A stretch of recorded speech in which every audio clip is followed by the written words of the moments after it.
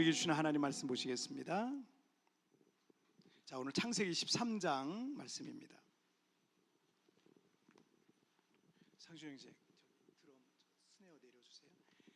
자, 창세기 13장.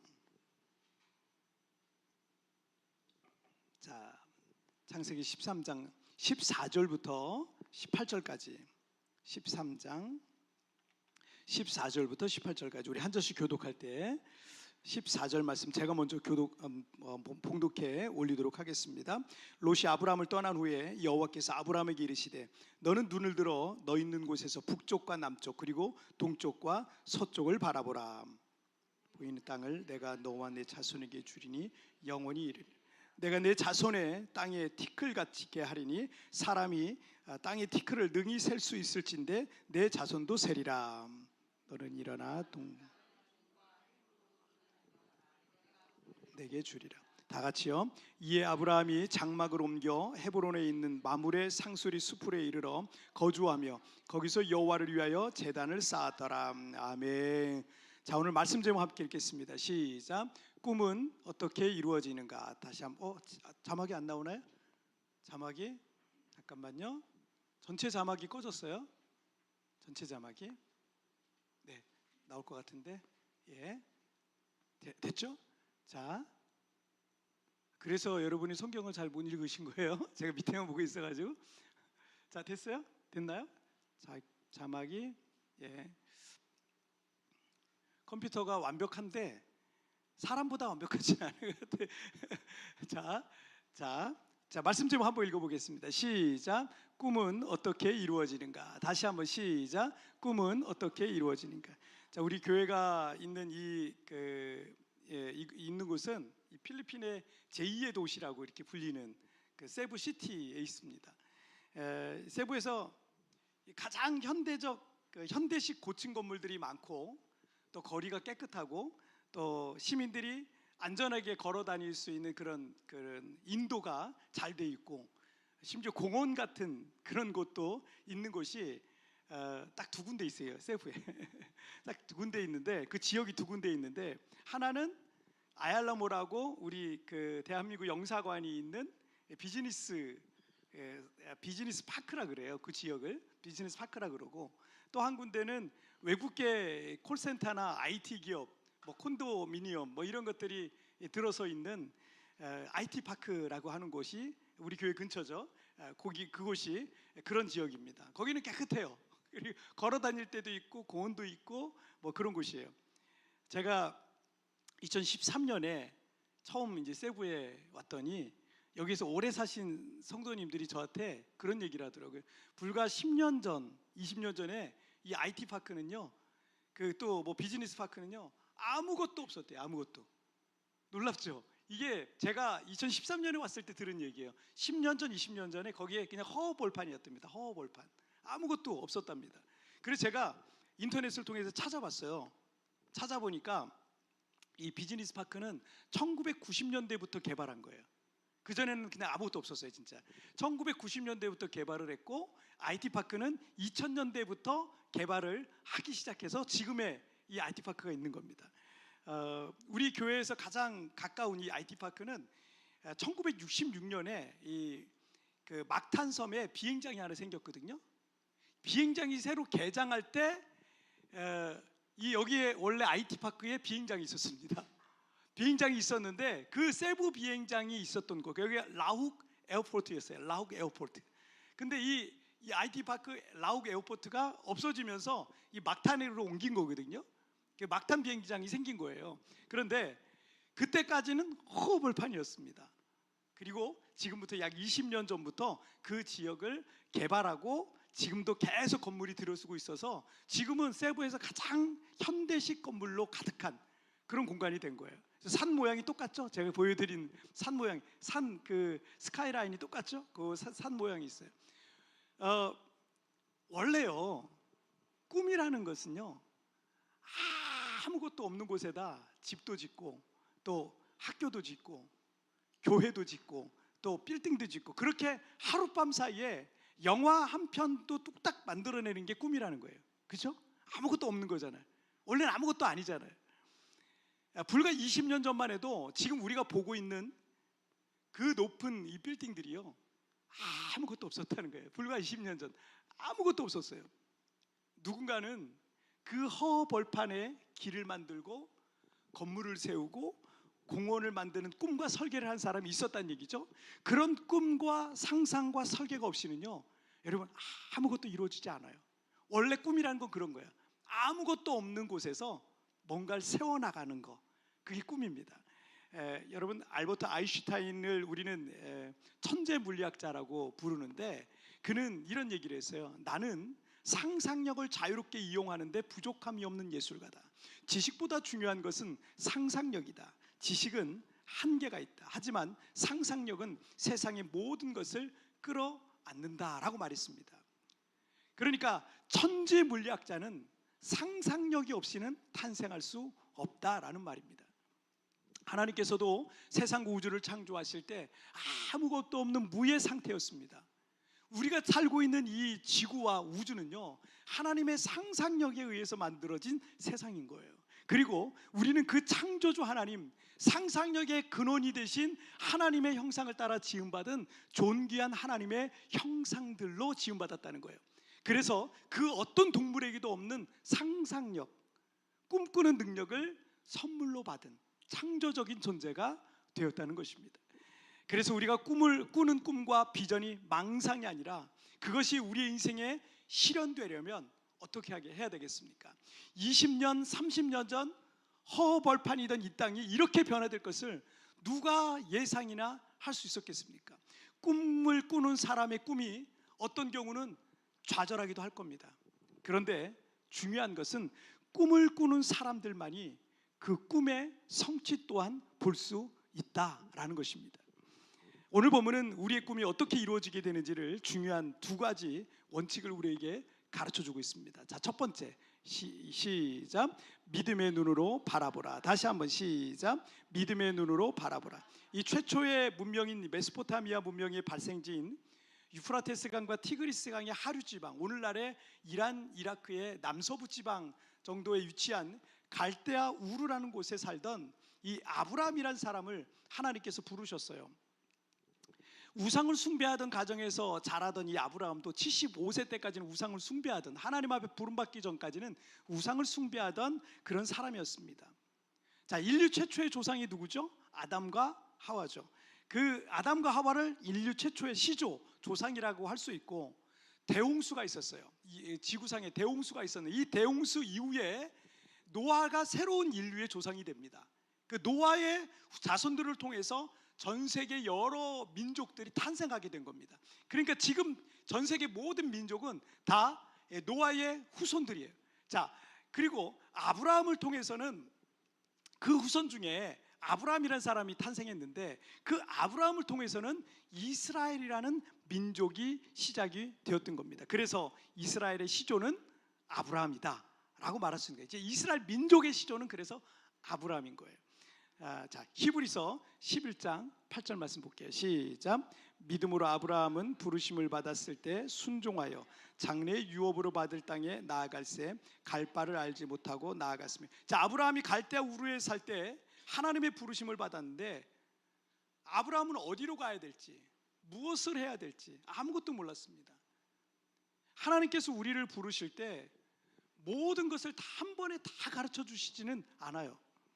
우리는 하나님께서 미래에 될 일을 좀 미리 좀 가르쳐 주시면, 막 기도 중에 미리 다 가르쳐 주시면 얼마나 좋을까. 그래서 우리나라의 그 예언 사역하는 사람들이 그렇게 잘 되는 거예요. 마치 예수 믿는 점쟁이처럼 예언 사역하는 사람들 같아.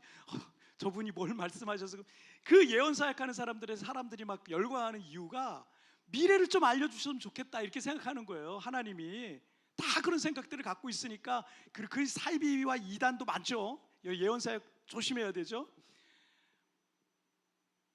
하지만 하나님께서 여러분에게 미래의 일을 다 가르쳐 주신다면, 앞으로 될 일들을 다 가르쳐 주신다면 여러분 그거 감당하실 수 있겠습니까? 만약에 너 3년 뒤에 로또 100억 원에 당첨될 거야 이렇게 가르쳐 주세요. 예를 들어서 생각만 해도 지금 얼굴에 미소가 번지는 분들이 많아요. 이게 너무 행복하잖아요. 얼마나 좋겠어요. 그런데 여러분, 만약에 그거를 하나님이 정말 가르쳐 줬다고 쳐봐요. 과연 이 사람이 정상적인 일상의 삶을 살아갈 수 있겠어요? 공부하는 학생들은 공부 때려칠 겁니다. 우리 성인들도 그나마 인동 펑펑 쓰면 어차피 나 3년 뒤에 100억 생겨 이러면서 펑펑 쓰고 방탕하고 타락하고 심지어 교회도 안 나올지도 몰라요. 뭐 간절함이 있어야 교회 나올 거 아니에요. 반대로 만약 하나님께서 우리에게 미래를 알려주시는데 너 3년 뒤에 너 교통사고로 죽을 거야. 너 큰 암병에 걸려서 너 오래 살지 못하고 3년 내에 죽을 거야. 만약에 그런 불행한 미래를 미리 알게 된다면 여러분 그 사람의 미래는 어떻게 될까요? 그 사람의 인생은 어떻게 될까요? 어차피 얼마 못 사니까 될 대로 되라 하면서 확 심각하게 타락을 하든지 하고 그동안 해보고 싶은 거 다 해보면서 타락하든지 아니면 남은 시간을 너무 불공평하다고 왜 이렇게 불공평 내가 왜 그러야 되냐고 세상과 하나님을 원망하면서 불평하며 살든지 그 둘 중에 하나가 되지 않겠습니까? 그런데 여러분 창세기 12장 1절 말씀 읽어볼까요? 시작. 여호와께서 아브라함에게 이르시되 너는 너의 고향과 친척과 아버지의 집을 떠나 내가 내게 보여줄 땅으로 가라. 자, 아브라함은 갈 바를 알지 못하고 첫 믿음의 걸음을 시작했는데 하나님께서 내가 내게 보여줄 땅으로 가라라고 하셨어요. 하나님께서 아브라함의 삶을 인도해 가신다는 거예요. 지금 당장 아무것도 보이지 않지만 미래를 알 수 없지만 불확실성 속에 있지만 그러나 하나님께서 아브라함의 길을 인도해 주신다. 아브라함에게 보여주시는 그 길로 가라라고 하는 거예요. 그래서 아브라함에게 믿음의 조상이란 별명이 붙은 겁니다. 믿음이란 것은요, 지금 내 눈에 아무것도 보이지 않아도 내 미래에 대한 불확실성이 있다 할지라도 나를 사랑하신 하나님을 믿고 내 삶을 인도해 가실 그 하나님을 믿고 나아가는 거예요.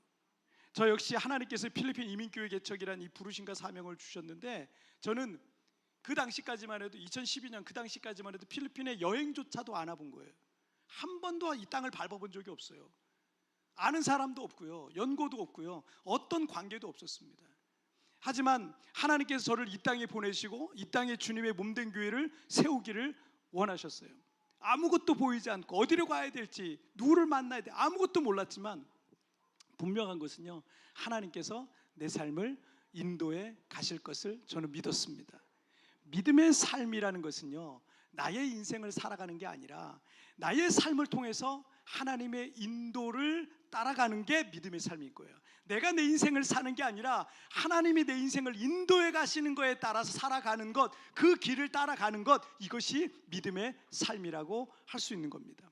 그래서 그 인도를 따라가다 보면은 내 인생 속에 하나님이 행하시는 그 간증거리들이 여러분들에게 있게 될 줄 믿습니다.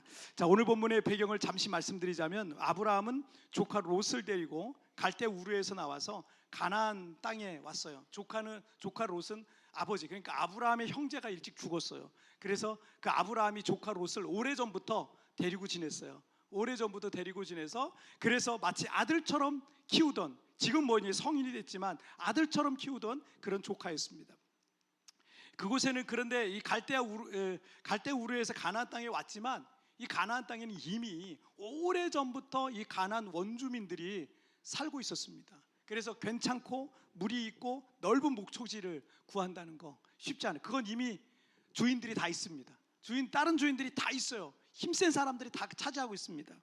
그러던 중에 아브라함과 조카 롯의 가축이 너무 많아졌어요.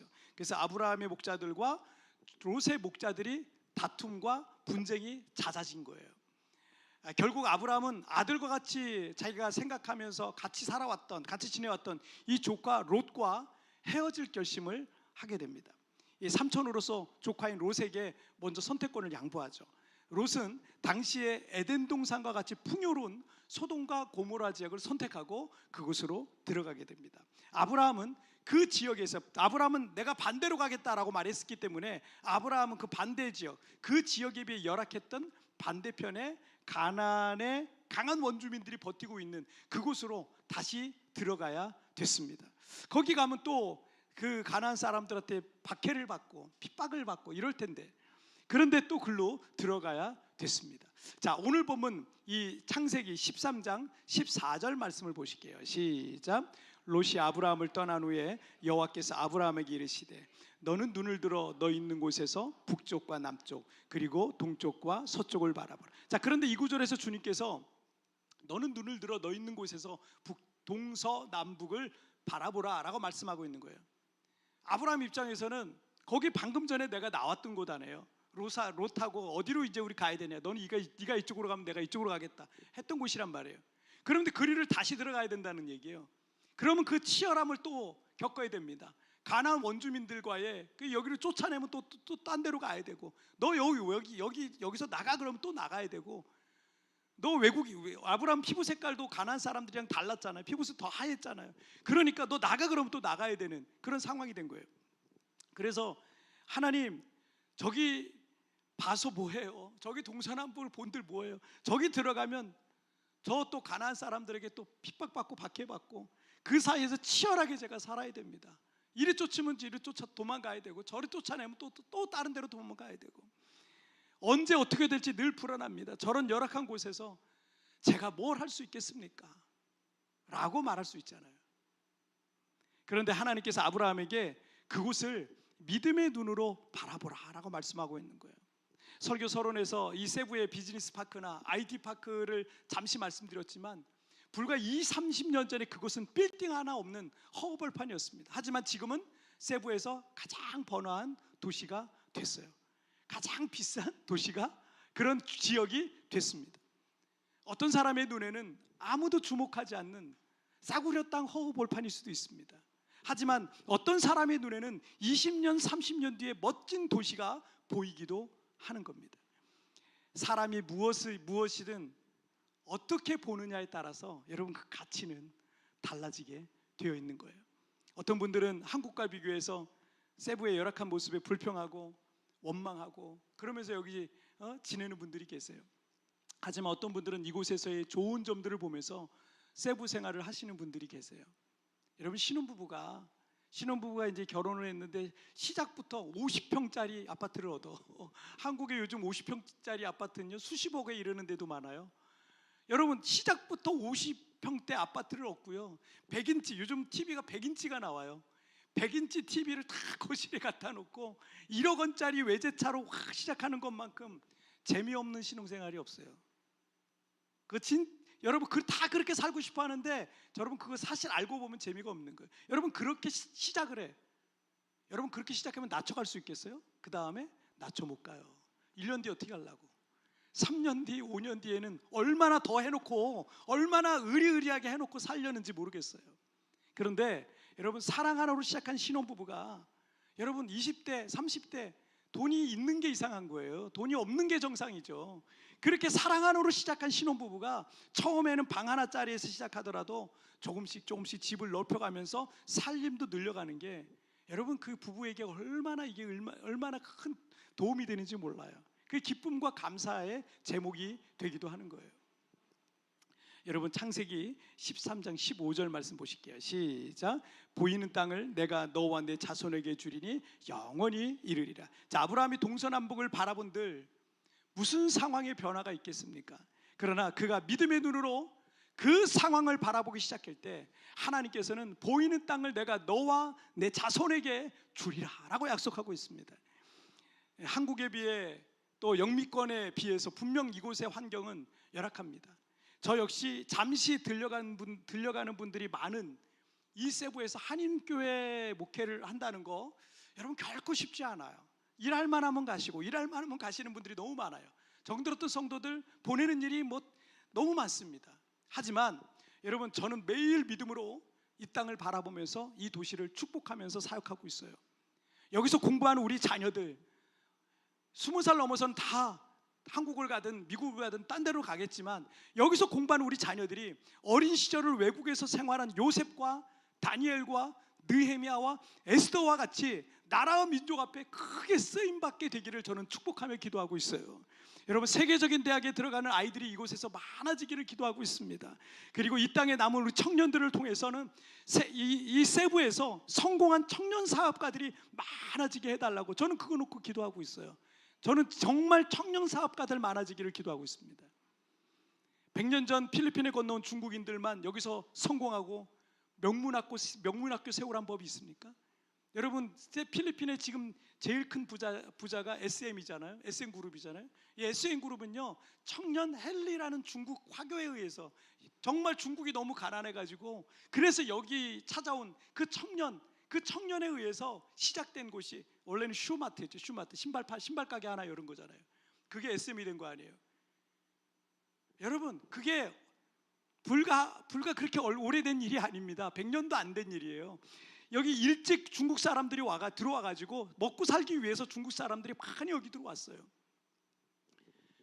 여러분, 중국 화교들과는 우리가 교민 역사가 짧지만 저는 우리 한인들도 여기서 굵직한 사업장들, 기업들, 호텔들 그런 걸 세워가고 우리 자녀들이 다닐 크리스찬 국제학교도 세워서 수많은 사람들이 영적 유학으로 오는 축복의 땅이 되고 영적 부흥의 땅이 되기를 위해서 저는 축복하며 기도하고 있습니다.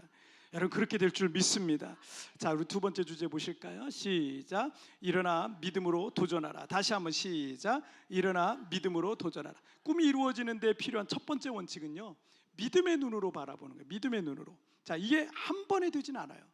마음이 여러분 믿음으로 충만해야 돼요. 성령으로 충만해야 돼요. 말씀으로 충만해야 되고 하나님으로 충만해져야 되는 겁니다. 무엇이든지 사람의 속에 있는 것이 밖으로 나오게 되어 있습니다.